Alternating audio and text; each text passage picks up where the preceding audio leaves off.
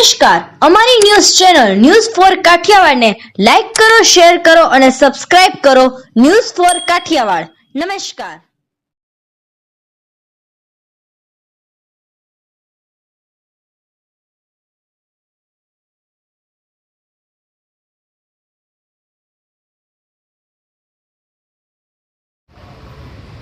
જૂનાગઢ મધુરમ વિસ્તારમાં અમૂલ એપાર્ટમેન્ટ પાસે થયેલ માથાકૂટ માંગ યુવકના મોતની મામલો. દિવ્યાંગ ચુડાસમા નામના યુવકનું થયું છે મોત. ફટાકડા એક તરફથી બીજી તરફ ફેંકવા બાબતે થઈ હતી બોલાચાલી. આરોપીઓ દ્વારા અપશબ્દો બોલાતા ઉશ્કેરાઈ જઈ કરી હતી લાકડી અને પાઇપ વડે મારપીટ. કોઈ અન્ય તીક્ષ્ણ હથિયાર પણ માર્યું હોય જેથી યુવકનું નીકળ્યું મોત. અન્ય 2 યુવકો પણ ઘાયલ. પોલીસે આરોપીઓ રામસિંહ બારડ, પિતા રામભાઈ બારડ, માતા જયશ્રીબેન બારડ તથા રાજહુણ અને કેવલ જોશી સામે ફરિયાદ નોંધી તપાસ હાથ ધરી. હાલ સીસીટીવીના આધારે તમામ આરોપીઓને પકડી પૂછતાછ કરવામાં આવી રહી છે. મૃતકની માતાની ફરિયાદને આધારે પોલીસ કરી રહી છે તપાસ.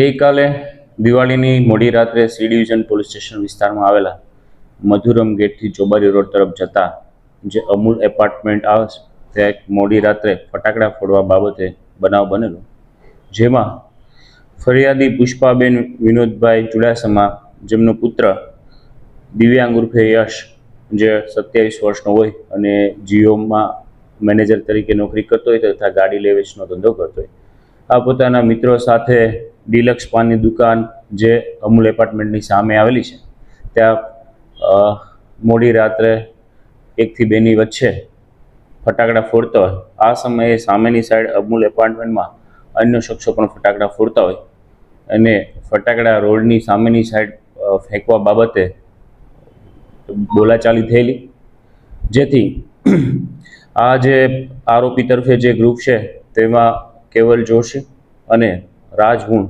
આ બંને છે એ ડિલક્સ પાન બાજુ ગયેલા અને ત્યાં દિવ્યાંગ ઉર્ફે યશ સાથે બોલાચાલી કરેલી અને ત્યારબાદ ઝપાઝપી થયેલી, જેમાં યશનો જે સોનાનું ચેઇન સેટ તૂટી ગયેલો. આથી આ બાબતનું મનદુખ રાખી યશ ઉર્ફે દિવ્યાંગ છે એ રોડની આ બાજુ એટલે કે અમૂલ એપાર્ટમેન્ટ છે તે બાજુ આવેલો અને ત્યાં ગાળાગાળી અને બોલાચાલી થયેલી, જેમાં જે દિવ્યાંગના મરણ જનાર દિવ્યાંગ છે તેના અન્ય મિત્રો પણ આ બાજુ રોડની આ બાજુ આવેલા અને આ જે રાજહુણ, કેવલ જોશી તથા જે રામસિંહ બારડ અને તેના પિતા રામભાઈ બારડ અને તેની માતા જે રામસિંહ બારડ છે તેના માતા પિતા બંને આ જગ્યા પર આવેલા અને આ જે છોકરાઓ છે દિવ્યાંગ અને તેના મિત્રો તેની સાથે બોલાચાલી કરવા લાગેલા, ઝપાઝપી થયેલી. આ દરમિયાન આ રામભાઈ બારડ છે તેમને પોતાના દીકરા રામસિંહ બારડને ઘરેથી લાકડી લાવવાનું કહી આવતા તે લાકડી લઈ આવેલો અને આ રામસિંહ બારડની માતાએ આ દિવ્યાંગને ધક્કો મારતા તે નીચે પડી ગયેલો. ત્યારબાદ રામસિંહે પણ લાકડી વડે અન્ય જે સાહેદો છે જે મરણ જનાર દિવ્યાંગના મિત્રો શિવાંગ, નિશિત તથા હર્ષ પરમાર આ તમામને પણ ઈજાઓ પહોંચાડેલી. આ સમયે કેવલ જોશી અને જે રાજહુણ છે તે બેમાંથી કોઈ એક પાસે લોખંડની પાઇપ જેવું કોઈ હથિયાર હતું તેના વડે આ દિવ્યાંગ ઉર્ફે હર્ષ જ્યારે પડી ગયો એ સમયે તેના ઉપર હુમલો કરતા તેને ખભાના ભાગે જે જીવલેણ ઈજાઓ પહોંચેલી અને ત્યાં જગ્યા ઉપર મોટા પ્રમાણમાં બ્લડ લોસ થયેલું. તેને સારવાર માટે અગત્ય હોસ્પિટલમાં લઈ ગયેલા, ત્યારબાદ સિવિલ હોસ્પિટલમાં લઈ ગયેલા જ્યાં તેને છે મૃત જાહેર કરવામાં આવેલો. આમાં બનાવની ગંભીરતાને ધ્યાને રાખી સી ડિવિઝન પોલીસ સ્ટેશનમાં મરણ જનારની માતા પુષ્પાબેને ભારતીય ન્યાય સંહિતાની કલમ 103(1) 189(2) તથા 115(2) 296(b) અને જીપીએક 135 મુજબ ફરિયાદ આપેલી છે. હાલ આ 5 આરોપીઓને રાઉન્ડ અપ કરવામાં આવેલા છે અને ગુનાની આગળની તપાસ સી ડિવિઝન પોલીસ ઇન્સ્પેક્ટર નાઓ કરી રહેલા છે.